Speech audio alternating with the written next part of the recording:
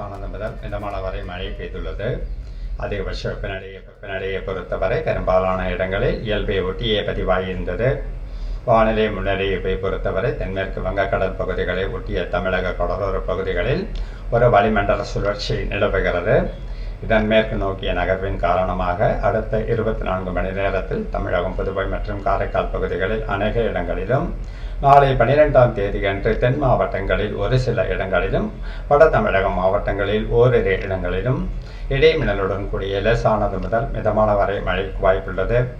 கனமழையை பொறுத்தவரை அடுத்த 24 மணி நேரத்தில் கன்னியாகுமரி, திருநெல்வேலி, தூத்துக்குடி, தென்காசி உள்ளிட்ட மாவட்டங்களில் ஓரிரு இடங்களில் கன முதல் மிக கனமழையும், விருதுநகர், ராமநாதபுரம், சிவகங்கை, புதுக்கோட்டை, டெல்டா மாவட்டங்கள் மற்றும் காரைக்கால் பகுதிகளில் ஓரிரு இடங்களில் கனமழைக்கும் வாய்ப்புள்ளது.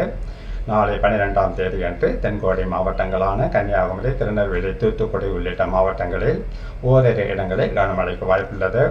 அதிகபட்ச வெப்பநிலையை பொறுத்தவரை அடுத்த 2 நாட்களுக்கு பொதுவாக இயல்பை ஒட்டியும் ஒரு சில இடங்களில் இயல்பை விட சற்று குறைவாகவும் பதிவாக வாய்ப்புள்ளது.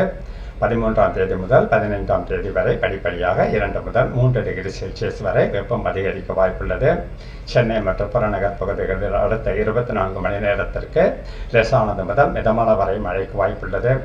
மீனவர்களுக்கான எச்சரிக்கையை பொறுத்தவரை அடுத்த 2 நாட்களுக்கு தமிழக கடலோர பகுதிகள், மன்னார் வளைகுடா பகுதிகள், குமரிக்கடல் பகுதிகள், தெற்கு கேரள கடலோர பகுதிகள், லட்சத்தீவு மற்றும் மாலத்தீவு கடல் பகுதிகள், இலங்கை கடலோர பகுதிகளிலும், 12 மற்றும் 13ஆம் தேதிகளில் தெற்கு கேரள கடலோர பகுதிகள், அதனை ஒட்டிய மன்னார் வளைகுடா பகுதிகள், லட்சத்தீவு மற்றும் மாலத்தீவு கடல் பகுதிகளிலும் சூறாவளி காற்று வீச வாய்ப்புள்ளதால் மேற்கண்ட நாட்களில் மீனவர்கள் இப்பகுதிகளுக்கு செல்ல வேண்டாம் என்று அறிவுறுத்தப்படுகிறார்கள்.